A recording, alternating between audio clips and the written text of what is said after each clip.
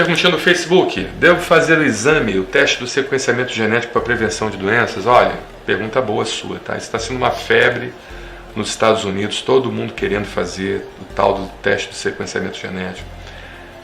Complicado, são várias formas, né, de você sequenciar o genoma, né?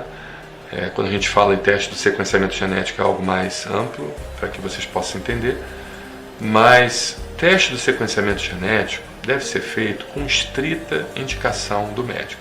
Tem muitas empresas aí que oferecem sem indicação médica. Aqui no Brasil, não sei se a coisa ainda está acontecendo, mas nos Estados Unidos eu vi muito isso, tá?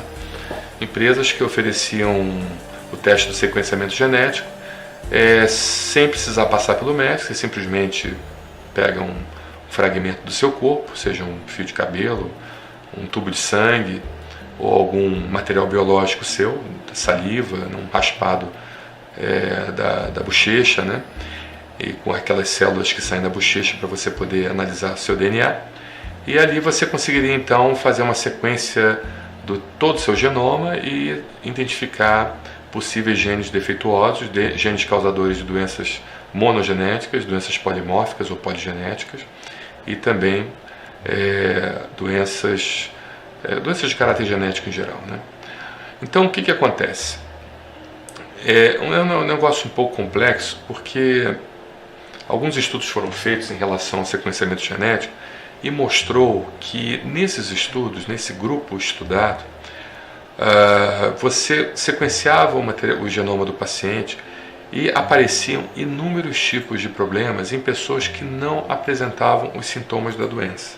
Ou seja, muitos pacientes tinham o gene para doenças raras, doenças monogenéticas ou até outros tipos de doenças, mas não tinham a manifestação, principalmente as doenças monogenéticas, que elas são mais fáceis de você analisar através de um estudo científico, a questão do aparecimento do defeito genético com o aparecimento dos sintomas. Então você imagina, você faz um sequenciamento genético no seu corpo, aparece 3, 4, 5 genes responsáveis por doenças raras e você não tem absolutamente nenhum sintoma para aquele tipo de doença rara. Não é estranho isso?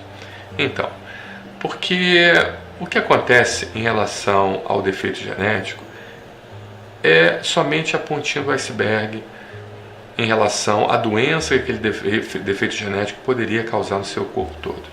Tá? Existem inúmeros outros fatores envolvidos na interação do genoma humano. Isso a gente tem discutido muito no serviço de genética do professor Jacques. Inclusive, até um dia eu tive recentemente com ele, tomando um café lá no restaurante, lá na cantina da universidade, né? E ele conversou comigo sobre material genético que é encontrado no citoplasma de forma aleatória, ou seja, não envolvido nenhuma organela da célula, que não tem nenhum tipo de funcionalidade aparentemente, e vários estudos estão demonstrando que esse material, que até pouco tempo atrás era considerado como um lixo, ou seja, era um material genético que ficava no citoplasma esperando ser eliminado, hoje sabe-se que esse material genético ele tem interação, ele tem modulação do material genético do núcleo da célula, né?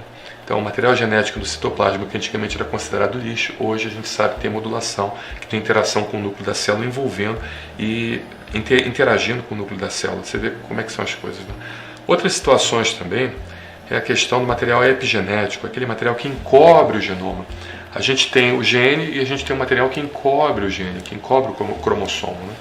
Esse material epigenético, cada dia que passa, está vendo mais estudos que estão demonstrando a interação do ambiente, da forma como você age, como você se alimenta, das suas questões psicológicas, na influência desse material epigenético, ou seja, como você come, como você cuida do seu corpo, como você interage com seus amigos, como o ambiente interage, se é um ambiente poluído, um ambiente sem poluição, ou seja, tudo isso influencia o material que encobre o seu genoma, e essa influência do material que encobre o seu genoma parece que modula o material genético também, ativando e desativando os genes, tá? Então, por isso que tem muita doença que, apesar de você ter um gene chamado oncogene, que é o gene para o câncer, ele está presente lá dentro de você, é muita coisa que influencia, né?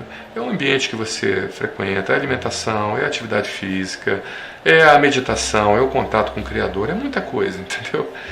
E a gente realmente não sabe exatamente se aquele gene ele vai vir a desenvolver a doença ou não. Então, só para resumir aqui a sua pergunta, que é bem interessante. Sequenciamento genético você faz com sintomas, com sinais de uma doença em atividade, tá? Ou quando você tem uma história clínica muito importante, familiar, de pacientes que tiveram câncer e que todos os seus familiares desenvolveram cânceres graves ou cânceres complexos, né? Pacientes com doenças as mais diversas, como no caso a asma. Estou buscando aqui no meu computador, né, que é muita informação, meu computador cerebral aqui. Então a asma, tá? A asma tem uma influência genética também, hereditária, bastante importante. Então, se por acaso você quer saber se você vai desenvolver uma asma grave, até para você poder já começar um trabalho preventivo contra a asma, né, evitando várias situações que venham a desenvolver a asma, aí teria uma certa indicação de você sequenciar e encontrar determinados genes ligados à asma, apesar que a asma é uma doença polimórfica, né? Ela não é monogenética, e poligenética, com manifestação polimórfica, e ela é difícil às vezes você conseguir analisar ela e identificar, mas alguma coisa já nesse sentido. Existe também a questão da farmacogenética, que é algo bem interessante também, ou seja, você fazer o sequenciamento genético no intuito de você analisar quais são os genes envolvidos na melhor função de determinados remédios, determinados fármacos, porque quando você tem determinados genes você pode ter uma função aumentada do fármaco ou diminuída daquele fármaco. Então isso você pode fazer um ajuste de dose ou até trocar o fármaco, né? Um exemplo bastante clássico é a isoniazida para tuberculose. Hoje a gente sabe que existe um gene responsável por um fenômeno chamado acetilação, por um mecanismo de ação, não fenômeno, mas um mecanismo de ação chamado acetilação. Essa acetilação se liga à isoniazida, que é um dos antibióticos usados para tuberculose, e evita você fazer com que essa isoniazida haja adequadamente no seu organismo para matar a bactéria da tuberculose, né? O bacilo da tuberculose. A gente usa também o sequenciamento genético da farmacogenética para a detecção de medicamentos adequados para o tratamento de depressão. A depressão é uma das condições clínicas mais difíceis de tratar, porque os remédios ou não funcionam ou dão efeitos colaterais, e um remédio que é bom para uma pessoa não é boa para outra. Então, cada dia que passa, a gente está conseguindo mais evidências científicas da identificação de determinados genes na metabolização e na aceitabilidade desse fármaco. Tá, que mais? Para asma também, inclusive estamos desenvolvendo um estudo com o pessoal da Fiocruz e Santa Casa e Universidade Laval, a farmacogenética na asma, tá, onde nós temos a interação. Foi uma ideia do professor Bandeira isso, e do professor Adalberto Santos da Fiocruz, onde você tem uma interação dos broncodilatadores e dos receptores beta-agonistas do pulmão, e saber sequenciamento genético justamente dessa expressão desses receptores beta-agonistas para receber o remédio. Ou seja, o sequenciamento genético ele é uma arma da medicina muito poderosa, mas não deve ser vendida assim de forma como a gente vai no McDonald's comprar um hambúrguer, entendeu? Ou no Bob's comprar um milkshake, tá? Para o concorrente não ficar triste, né? Então, não é assim, entendeu? Você simplesmente vai lá, eu quero fazer um sequenciamento genético, não é isso. Tá? Um sequenciamento genético sem a orientação do médico só vai criar dúvidas na sua cabeça, você vai ficar desesperado. Imagina, você vai encontrar vários oncogenes e também vários outros defeitos genéticos ligados a doenças genéticas. Você não tem câncer nenhum, você não tem nenhum tipo de doença rara, e você está com um gene lá e você fica desesperado querendo resolver aquilo e querendo tratar, entendeu?